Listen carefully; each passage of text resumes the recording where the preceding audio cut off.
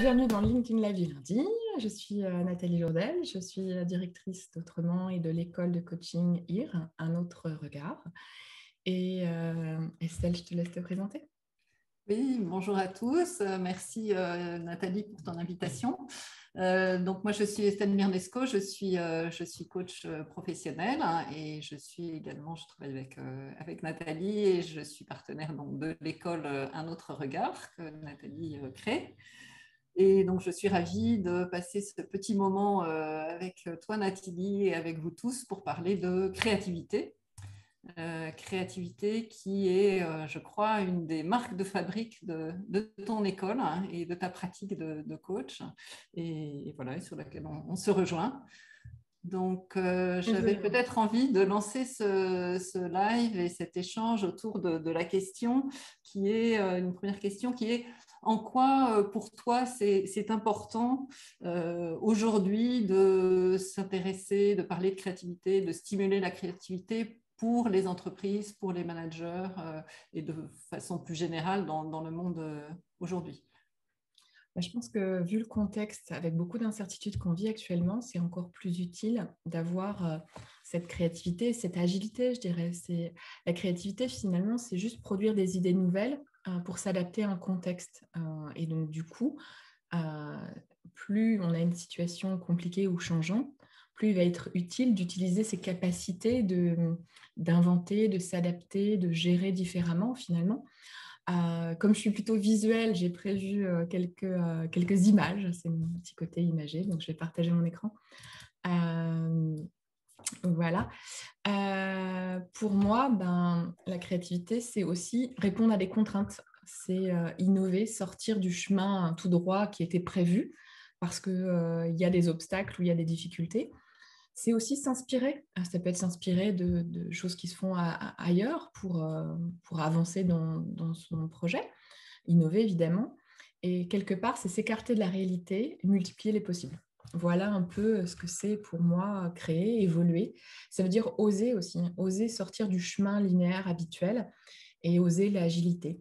Comment, avec les paramètres qui sont les miens ou les données ou les contraintes qu'on m'impose, comment j'ose faire un peu différemment pour que ce soit pertinent au regard de ce qui m'arrive.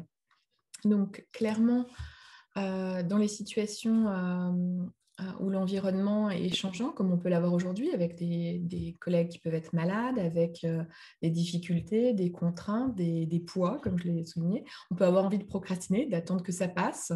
On est dans du non-désir parce qu'on n'a pas forcément choisi cette situation.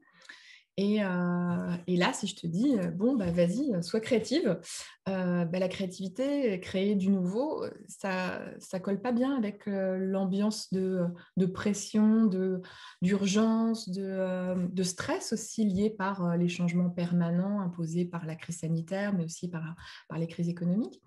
Donc, du coup, pour moi, la créativité, ce qu'il faut compter, c'est que c'est du vital, c'est de l'élan, c'est de l'énergie, c'est oser s'aventurer, oser sortir du cadre. Donc, ce n'est pas évident, finalement, dans le contexte qu'on vit actuellement. D'où le blanc entre les deux. Le blanc entre les deux, c'est de dire, OK, comment je fais un pont pour retrouver mon envie d'oser et de faire des choses. Donc, clairement, l'étape, c'est de se dire, au moins, je vais repasser à l'action. Comment, à partir de la situation qui est la mienne aujourd'hui, j'ai envie d'agir. Donc, première étape, se dire, on n'est pas obligé de subir, on va agir. Et l'idée derrière agir de façon créative, c'est agir en connexion avec la créativité. Donc, c'est-à-dire que pas partir dans tous les sens, mais passer à l'action en choisissant, en essayant de se projeter. Quel est mon besoin au regard des contraintes et comment j'ouvre ma créativité, je me connecte, un peu comme la prise électrique qui est là, comment je me connecte aux idées créatives juste adaptées qui permettent d'avancer. Donc, c'est plus facile à dessiner qu'à faire, mais en tout cas, c'est un point clé, c'est de se dire comment je m'autorise à avoir des périodes, des zones de créativité pour ne pas être dans subir l'action ou subir les contraintes et oser reprendre un peu le chemin de ma vie et décider vers quoi, ce que je dessine en fait sur mon chemin. Et ça veut dire pour moi plusieurs choses. Ça veut dire, si on passe de subir à agir, c'est déjà retrouver la confiance en soi, retrouver confiance que je peux avoir des leviers pour passer à l'action, que je que j'ai les moyens où je peux me les donner. Et pour créer ou pour oser sortir du mode habituel de travail, il faut aussi retrouver confiance en soi pour oser faire différemment. Oser aussi l'erreur, parce que si je fais différemment, je peux désorganiser tout le schéma de travail et ça peut être moins performant. Donc, comment j'accepte aussi l'essai-erreur, comment j'accepte d'innover avec les risques que ça encourt, hein, évidemment. Donc, pour moi, créer, finalement, ça veut dire oser faire différemment, oser réussir, oser aussi aller sur le côté et devoir rebraquer sur le chemin. Et un peu comme nous, sur notre début de live, on a eu un petit problème. Et du coup, on redémarre et c'est OK, quoi. Osons, essayons. Mais par contre, je trouve que dans ce contexte, c'est moins facile d'oser parce qu'on a déjà tellement de contraintes. On se dit, si en plus je rate, je trouve que ça met plus de pression et ça met moins de liberté. Je ne sais pas, et toi, qu'est-ce que tu en penses? Pourquoi en ce moment, c'est utile pour tous, j'ai envie de dire, au contraire, de se reconnecter à la créativité? Je partage avec toi le fait qu'effectivement, on est dans un monde, tu connais l'acronyme VUCA, volatile, incertain, complexe, ambigu. Je crois qu'aujourd'hui, plus que jamais, c'est vrai. On a beaucoup de facteurs externes. Si on raisonne un peu en macro, tu as toutes les ruptures technologiques avec toutes les innovations que ça apporte. Un autre sujet qui t'est cher et que tu connais bien, qui est la transition écologique, qui amène aussi beaucoup de questions et beaucoup de nouveaux enjeux. Plus récemment, on a eu bien sûr la crise sanitaire. Et donc, pour les individus, pour les organisations, pour les entreprises, ça amène à devoir faire différemment, penser différemment. Et je te rejoins sur le fait que ce n'est pas évident quand on est sous la pression et dans une certaine forme d'urgence de trouver les leviers, les moyens. Et donc, je te rejoins sur le fait qu'il y a à se donner cet espace pour oser créer, oser se tromper aussi. Oui. Et en tout cas, c'est sûr que ce sur quoi aujourd'hui les entreprises nous sollicitent, c'est aussi ça, aider les équipes, aider les managers, les dirigeants à trouver ces leviers, à trouver ces ressorts, à trouver cette créativité et à se donner le temps pour ça. Absolument. Et alors, bravo pour tes slides. Je trouve que tu connais bien ta patte créative. Hein. C'est toujours, sympathique de voir comment tu illustres les choses. Et moi aussi, qui suis visuelle, ça me convient bien. Alors, une des choses qui m'a interpellée, c'est tu dis il faut la confiance en soi. Et ce à quoi ça me fait penser, c'est que souvent, quand on parle de créativité, moi, je constate qu'il y a un peu cette croyance qu'il y a des personnes qui seraient créatives parce que ce sont des artistes, parce que ce sont des créatifs qui travaillent dans la publicité, voire parce que ce sont des créateurs d'entreprises. Et alors, d'après toi, est-ce que la créativité est réservée à quelques personnes qui seraient plus... qui auraient ce don plus que d'autres? Quel est ton Non, avis sur ce absolument pas. sujet? Moi, je pense que tout le monde est créatif. Tout le monde a une part de créativité en soi. Et d'ailleurs, si vous regardez, tous les enfants sont créatifs. Ils jouent, ils créent, ils inventent des univers. Ils sont plus ou moins expressifs, mais j'aime bien cette expression qui dit un adulte créatif, c'est un enfant qui a survécu. Et je crois que c'est ça, en fait, c'est qu'on a tous une part créative, mais parfois on n'ose pas l'utiliser en se disant est-ce que c'est sérieux, est-ce que c'est raisonnable? Donc c'est pour ça que la formation s'appelle Libérer votre créativité, parce que je pense que tout le monde l'a, mais c'est juste comment je la laisse s'épanouir, fleurir et comment j'ose lui laisser du temps. Et je vois qu'il y a une question dans le live et merci à ceux qui posent des questions, elles sont toutes bienvenues. Donc la question c'est comment débloquer la créativité en situation de stress et de doute. le premier pas. Effectivement, plus on stresse, moins on est créatif, puisque la créativité, c'est cette partie du cerveau, c'est la zone préfrontale où on a justement l'agilité, la recombinaison et tout ça. Et quand on est dans le cerveau limbique, on est plus dans le stress, là, on est à l'inverse de créatif. On est en stress, donc on suit des procédures, on est en mode linéaire. Donc, effectivement, je pense que la première étape, c'est de retrouver une zone de calme, en fait, sous une forme ou une autre. Donc, pour certains, retrouver du calme ou de la sérénité, ça peut être aller courir, faire du sport ou se poser, méditer ou écouter de la musique ou se connecter à la nature, tout simplement. Moi, parfois, quand j'ai plus d'idées et que je suis là devant mon ordinateur sans idées créatives, je vais jardiner. En fait, je sors, je m'occupe des plantes. Et ce temps un peu autre, tu vois, c'est vraiment faire une déconnexion, je dirais.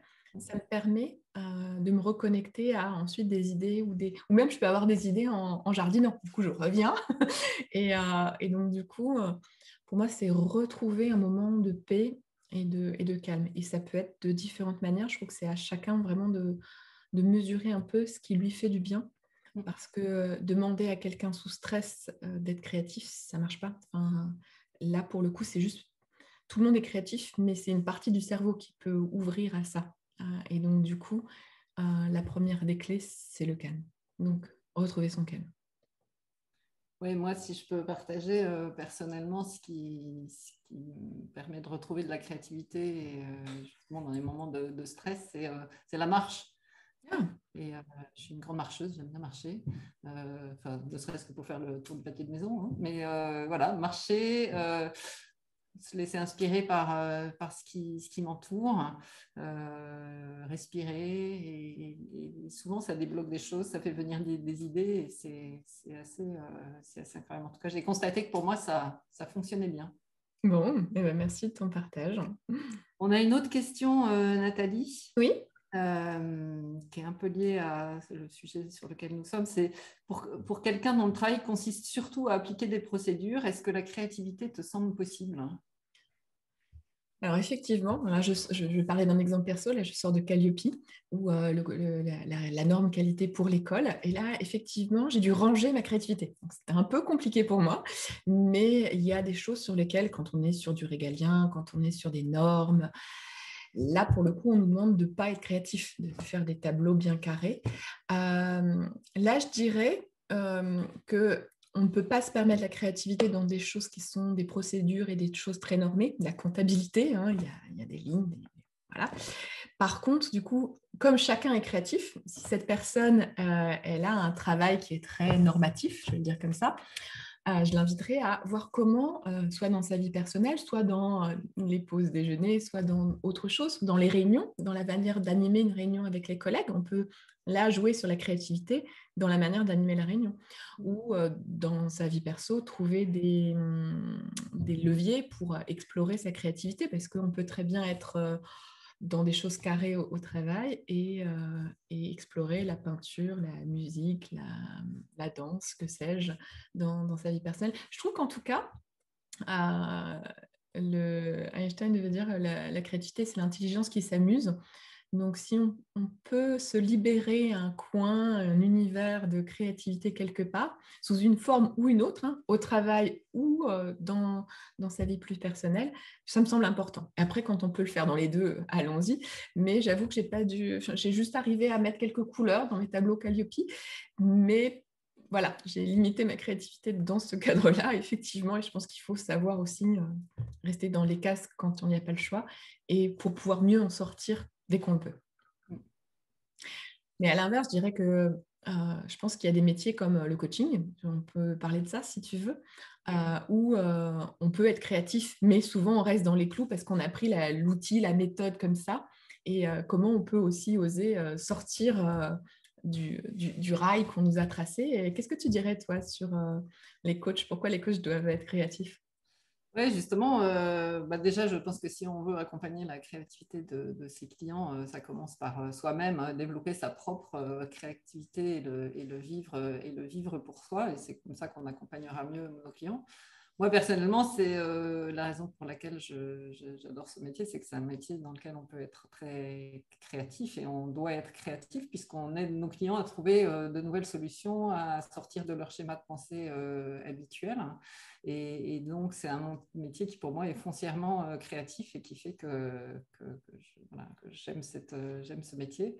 Euh, et je trouve que si je partage ma expérience personnelle, je peux avoir effectivement ma mallette d'outils, ce que j'ai appris dans mes formations. Et en même temps, je m'aperçois, je ne fais jamais deux fois la même chose avec mes clients. Et j'apprends aussi de mes clients. Ça m'amène à ce que je vis avec mes clients, la façon dont je les accompagne. Ça m'aide aussi à faire évoluer mes outils, voire à en inventer de nouveaux, voire à en hybrider. Donc, je trouve qu'il y a aussi cette créativité-là dans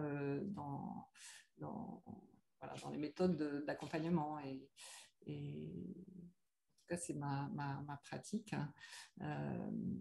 Et je trouve que c'est vraiment important d'être toujours soi-même dans cette recherche. Est-ce que tu partages, Nathalie? Absolument, absolument. Bon, moi, je vais partager en images, fatalement. Donc, voilà comment je vois la créativité, notamment pour les métiers de l'accompagnement. Parce que pour moi, la créativité, c'est inventer, donc penser à côté.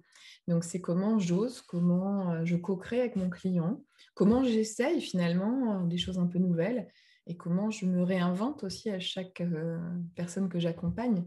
Donc, c'est ça le sur-mesure finalement. C'est être capable de sortir du cadre établi. Et c'est d'autant plus essentiel que généralement, quand on est coach, on vient nous voir parce que la personne est bloquée dans un problème, elle a un système et elle est coincée. Et donc, du coup, elle est coincée des fois en pensée, en émotion ou avec des comportements figés. Et elle est coincée dans sa situation problème. Et le rôle du coach, c'est quoi?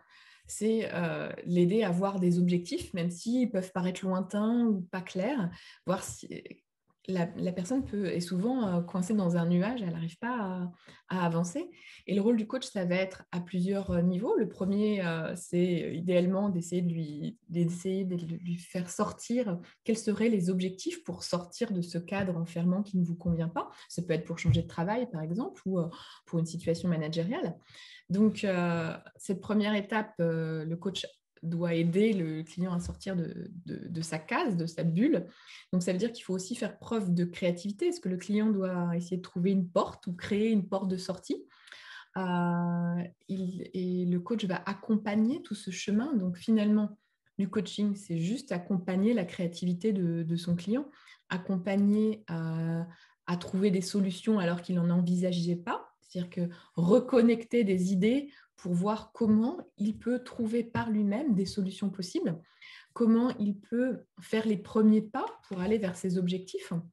Donc finalement, un coaching, c'est accompagner une personne qui est bloquée dans une situation de problème à sortir du problème, donc à créer des solutions par lui-même, à créer des ouvertures, à créer des opportunités, à créer des petits pas et peut-être même parfois à se recréer des objectifs.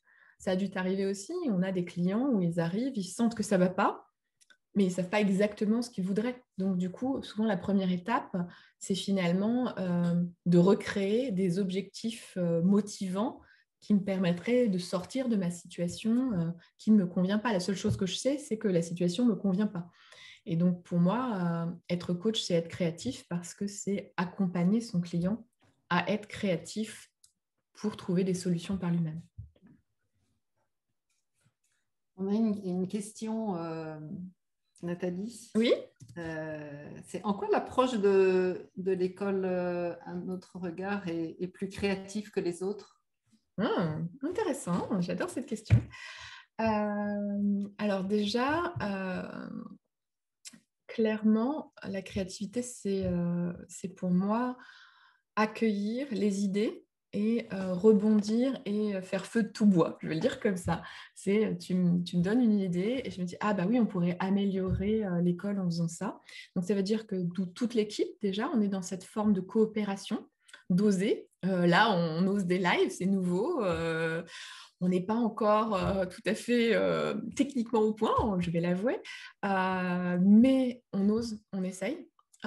Et aussi, pendant les formations, pour moi, la créativité, c'est tout le temps. C'est-à-dire qu'on va accueillir les feedbacks pour améliorer un atelier ou on a une proposition d'un participant sur la manière de l'aider à mieux avancer. Eh bien, on va la prendre. C'est-à-dire qu'on prend toutes les idées, on regarde comment elles peuvent se combiner avec la structure pédagogique de l'école, mais on est dans cette forme de essayer, avancer en permanence. Et on s'autorise des sorties de cadre, même si on a prévu une ligne, parce qu'on a des lignes pédagogiques, on va aussi s'autoriser à adapter le programme en permanence à ce qui est en train de se passer.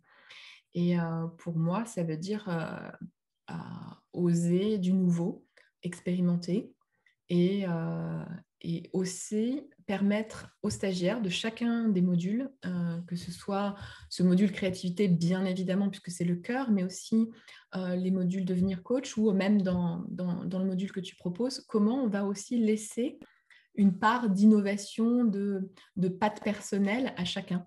Je ne sais pas si toi, tu veux rebondir par rapport à la formation que tu vas animer prochainement sur la créativité. Oui, alors donc moi la formation que je vais proposer, c'est une formation qui est oser créer son business de coach. Donc on est en plein dans la créativité. Donc mon métier de coach, j'accompagne beaucoup des entrepreneurs, donc créateurs ou repreneurs d'entreprises. Et quand on se lance dans le coaching, on se lance dans un métier d'accompagnement, mais souvent ça implique aussi de se lancer en tant qu'entrepreneur, de créer sa propre activité. Alors parce qu'on crée une entreprise ou alors parce qu'on crée à l'intérieur de son entreprise. Donc, ça peut être aussi en intrapreneuriat. On peut créer une nouvelle activité de coaching. Donc, moi, je vais proposer cette formation qui fait vraiment appel à la créativité d'entrepreneur qui est importante. Et justement, on avait une question de Chloé qui nous demandait comment être créatif quand on lance son activité. Là, elle est pour toi, cette question. Voilà. Et alors, il y a beaucoup de choses que tu as déjà dites sur l'espace se donner, mais il y a peut-être une idée que j'aimerais mettre en avant plus que les autres, qui est quand on crée une activité, ben souvent ça peut démarrer par une activité un peu solitaire, parce qu'on se lance seul. Et ce qui est très important pour moi, et ce qui, de mon point de vue, va vraiment favoriser la créativité et la pertinence de ce qu'on propose et pouvoir faire évoluer aussi ce que l'on propose, c'est vraiment de s'entourer, d'être au contact d'autres personnes, que ce soit des partenaires, des clients, des futurs clients. Voilà, surtout, je crois que la créativité aussi, elle se développe au contact de l'autre. On est rarement créatif tout seul dans son coin. On est créatif parce qu'on rebondit sur les idées des uns et des autres. Donc, avoir ce réflexe d'échanger avec d'autres, c'est très, très important. J'anime des groupes de co-développement d'entrepreneurs et je vois vraiment la richesse justement de trouver des idées grâce au contact au contact des autres. Et en même temps, du coup, je vais te poser un « et » parce que, effectivement, pour ça, c'est un atelier dans la formation créativité qu'on propose la semaine prochaine. Il y a du « et ». C'est-à-dire qu'il y a des personnes qui ont besoin, pour démarrer leur créativité, d'être en collectif et il y a des personnes qui ont besoin de temps seul. Et du coup, c'est ça qui est intéressant, c'est comment j'alterne ces moments d'introspection où je réfléchis, où je prends un temps calme et je regarde quelle créativité j'ai besoin, et des moments où je suis en frottement créatif avec les autres qui vont stimuler les idées ou qui vont m'aider à faire les premiers pas. Donc, je trouve que faire du « et » est hyper intéressant. Oui, tout à fait. Je te rejoins à voir ces deux temps. Et comment, du coup, dans les méthodes qu'on propose, on alterne des moments collectifs et individuels pour que chacun s'y retrouve dans son style créatif, en fait. Et ça, on sera aussi vigilant à ça. Alors justement, peut-être une question plus large et qui balaye ce comment faciliter la créativité. Qu'est-ce que tu aurais envie de dire? On vient de voir à quel point c'était important pour les entreprises, pour les personnes qu'on accompagne, pour les coachs de développer leur créativité. Mais voilà, une fois qu'on a posé ça, tu nous as déjà partagé un certain nombre de choses, mais voilà, comment faciliter finalement cette créativité? Du coup, je vais te proposer une autre image, fatalement. Et là, je te propose une main, parce que c'est aussi le symbole de la créativité, hein. C'est comment, avec la main, on crée des choses. Je pense que la première des bases, c'est de se demander ce qui vous fait plaisir. Et je vais vous proposer un petit atelier juste après. Parce que la créativité, c'est s'amuser aussi avec ses connexions, avec ses idées. Donc, ça veut dire de découvrir son style créatif. On n'a pas tous le même. Donc, il y en a qui passent par les mots, par l'écriture, par exemple. Il y en a qui sont plus dessin ou images, métaphores. Il y en a qui ont juste besoin de voyager en visualisant dans leur tête. Donc, vous voyez, il y a déjà tout un tas de styles de créativité. Moi, j'aime la créativité aussi avec les mains. Je sculpte des pierres. Donc, du coup, là, ça passe par le mouvement. C'est vraiment autre chose. Donc, en tout cas, c'est d'explorer son style créatif et de créer de l'espace pour soi-même. C'est-à-dire que si je ne me donne pas du temps ou les moyens, tu vois, techniques, si je ne prends pas le temps, moi, en ce qui me concerne, tu vois, il faut que j'achète des pierres, sinon je ne peux pas sculpter. Donc, c'est comment je prends le temps pour avoir un lieu, un espace, une phase de temps où je suis libre de sculpter. Sinon, je ne le fais pas. Là, ça faisait quelques mois que je n'avais pas sculpté parce qu'effectivement, je n'avais pas mis de plage de temps horaire à ça. Et c'est dommage. Alors, du coup, ce que je vous propose, c'est que là, on se prenne 5 minutes pour regarder un peu, parce qu'on a dit que cette soirée, c'était aussi un cocktail créatif. Je vous propose de prendre une feuille, des crayons de couleur, et puis on va se prendre ce temps pour voir, pour créer votre propre cocktail créatif. Donc, moi, j'ai créé le mien, je vais vous le montrer. L'idée, c'est quoi? Un peu comme le schéma que j'avais mis sur LinkedIn, pardon, c'est pas très visible à cause de l'écran. Voilà, donc j'espère que là, vous voyez. Donc, créez-vous votre verre à cocktail. Première étape. Jusqu'ici, c'est facile, hein. Prenez une feuille, un crayon. Je vois que tu es en train de dessiner, Estelle. Je te félicite. Absolument. Première étape, faire son verre. Alors après, on va mettre des choses. Donc, à l'intérieur du verre, votre cocktail. Je vous propose de prendre le temps de mettre ce qui vous fait plaisir. C'est sur quelle phase j'ai été le plus créatif, qu'est-ce qui m'a fait plaisir ou à quel moment de ma vie j'ai pu explorer cette créativité. Donc, chacun peut le mettre dans des phases différentes. Ça peut être récent ou plus ancien. Mais vraiment, qu'est-ce qui me fait plaisir ou qu'est-ce qui m'a... Ça peut être dans la cuisine, ça peut être dans le travail ou dans la vie perso. Prenez le temps de remplir votre verre avec tout ce que vous avez aimé, innover, inventer, créer.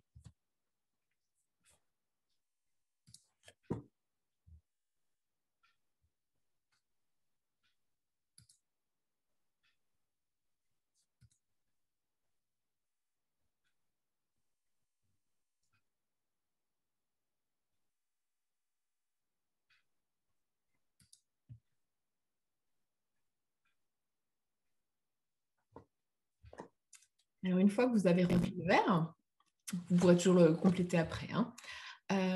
Mettez les ingrédients, parce que finalement, qu'est-ce qui a permis de faire ce cocktail? Donc, qu'est-ce qui a permis que... Alors, je vais vous donner un exemple. Moi, j'ai mis sculpter. J'étais dans un temps de vacances et un temps de détente. Et du coup, je suis allée découvrir un atelier nouveau. Et donc, j'avais le temps. J'avais le plaisir d'essayer quelque chose de nouveau. C'est ça qui me stimule, moi, en tout cas. Donc, mettez tous les ingrédients qui vous ont permis d'écrire, de ce que vous avez mis dans votre cocktail. Quels sont les ingrédients qui vous ont donné l'autorisation, qui vous ont permis de réaliser ce temps créatif ou ce plaisir que vous avez eu à créer?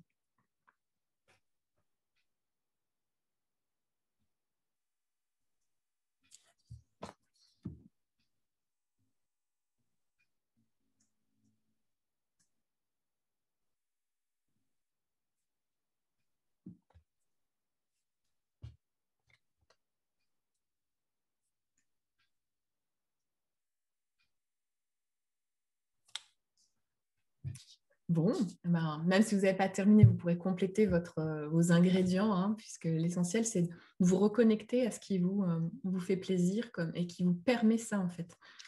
Et puis, dans le dernier temps, sur le pied ou en dessous de votre verre, posez-vous la question de quoi quels éléments vous avez envie de réintroduire aujourd'hui, demain, dans votre vie, pour créer plus de temps créatif comme celui que vous avez mis dans votre cocktail? Comment vous allez savourer de prochains cocktails, si vous préférez?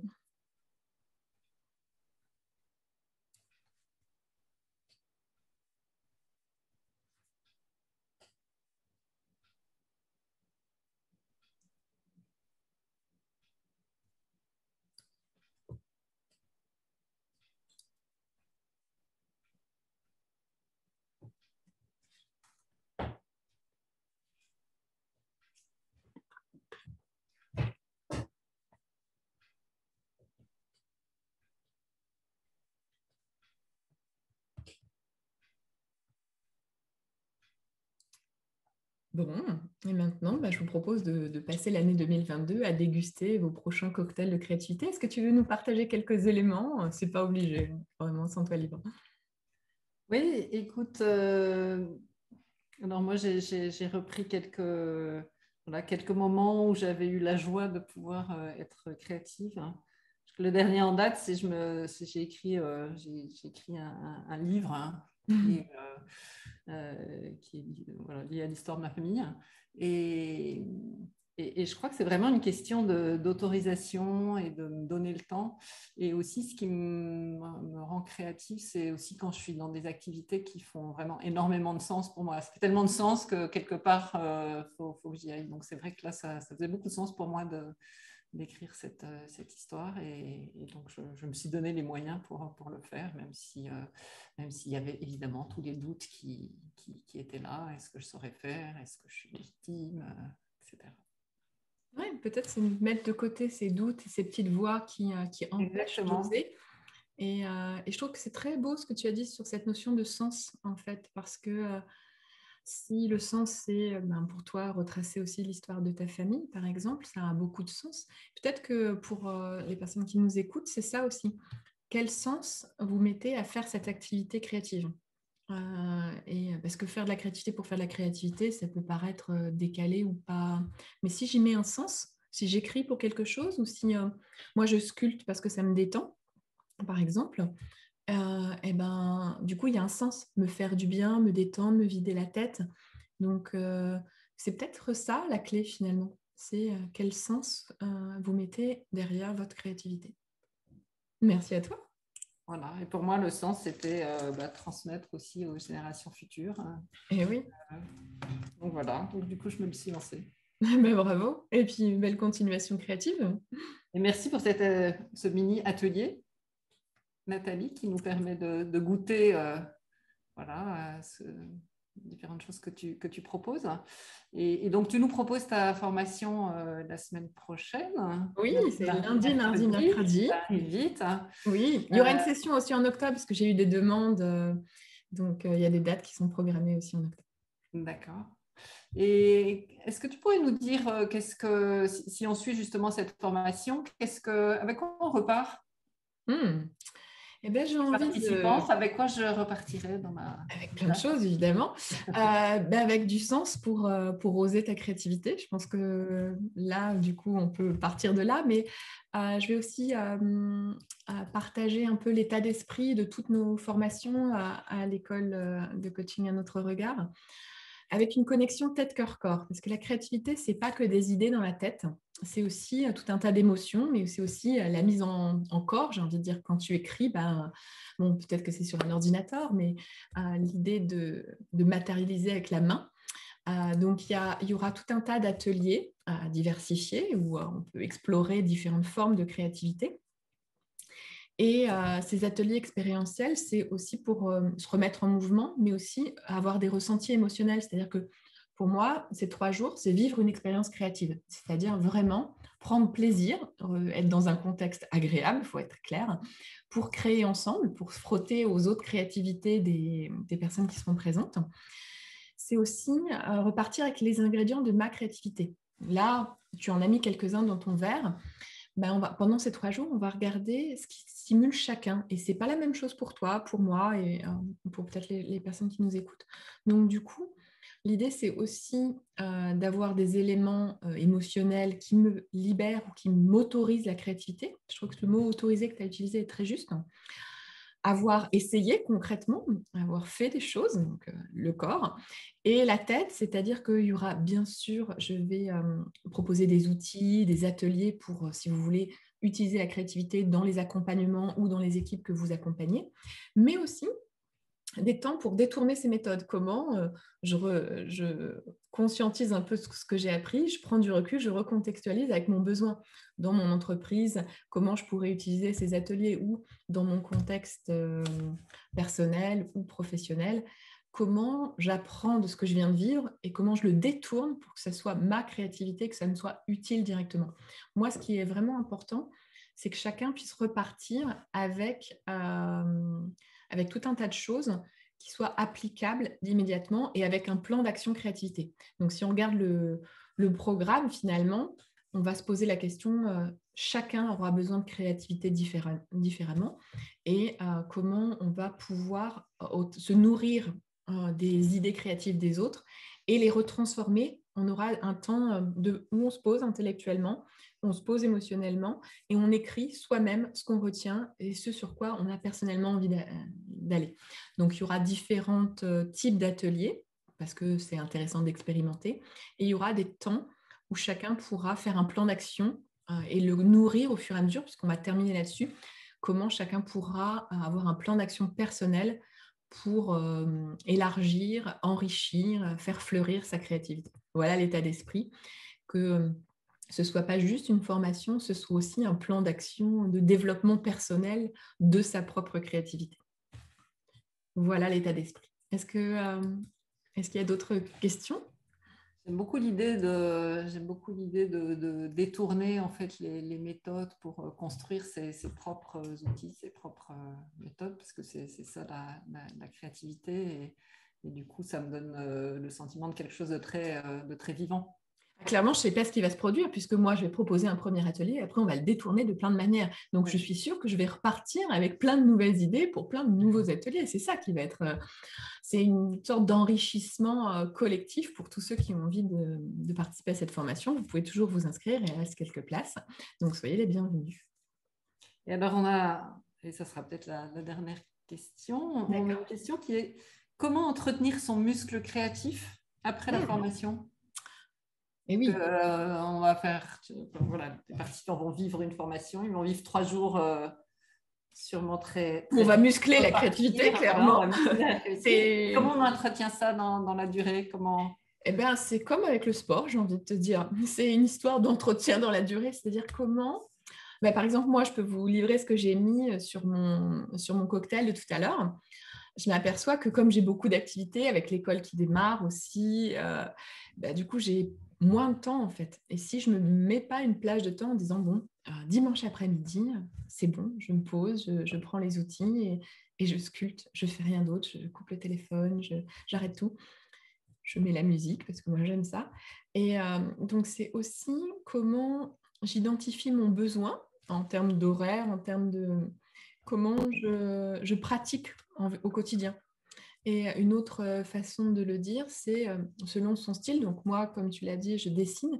Donc j'ai toujours avec moi, et ça m'a vraiment permis d'augmenter mon muscle créatif, un petit cahier. Alors c'est un tout petit cahier blanc dans lequel vraiment j'ai besoin de pas de lignes pour pouvoir dessiner comme je veux. Et je l'ai toujours avec moi. Et dès que j'ai une première idée, plutôt que la laisser passer, parce que souvent il y a des trucs comme ça qui passent, maintenant en fait, je les dessine tout de suite où j'écris quelques mots et après je complète le dessin. Mais c'est comment je suis attentive, en fait, finalement, à mes besoins, à ma créativité et à tout ça. Donc, je pense qu'il y a quelque chose de cet ordre-là. Comment j'écoute mon besoin d'être créatif et comment j'écoute mes envies et ce qui me fait plaisir et ce qui me fait sens. Je rejoins complètement ce que tu as dit tout à l'heure. On m'avait proposé une fois un exercice qui m'avait beaucoup amusé, que j'ai retenu. Et alors, c'est vraiment du pratico-pratique pour exercer sa créativité, mais je le trouvais sympathique. C'est se dire, je prends un objet qui est banal, disons un trombone, et je prends le trombone et je me dis, c'est quoi tous les usages que je peux imaginer pour cet objet en dehors des usages conventionnels qui est de mettre deux papiers ensemble. Et voilà, donc, donc l'exercice, c'était on se donne 1 minute et on écrit un maximum d'idées. Voilà, donc le trombone qui peut être, je ne sais pas, des boucles d'oreilles, une bague pour les cheveux, plein de choses. Et je repense souvent à cet exercice parce que c'est une sorte d'exercice ludique, d'exercer cet état d'esprit en fait de créativité. Je trouve ça sympa de prendre un truc au hasard et de se dire tiens, qu'est-ce qu'on pourrait faire avec ça, et ça permet de rester dans cet état d'esprit aussi assez ludique de la créativité. Ouais. Et je pense que c'est à chacun effectivement de trouver si toi ça t'amuse, go. Mais il y a des gens que ça pourrait stresser, nous dire je suis pas créative, j'ai pas d'idée, au secours.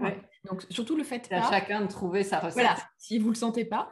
Mais pour ceux qui aiment écrire, par exemple, ça peut être juste prendre le temps de se bloquer 5 minutes par jour en laissant dériver les mots, les idées qui viennent, et prendre le temps au moins d'écrire quelques minutes par jour pour laisser ce qui vient. Donc, j'ai envie de dire, je pense que c'est quelque chose à explorer et que chacun a exploré personnellement, individuellement, son style.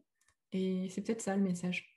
C'est laisser, si votre muscle créatif s'est atrophié, donnez-lui de l'espace, donnez-lui du temps, soignez-le, prenez-en soin, donnez-lui plaisir à s'activer et dans un contexte qui vous plaît.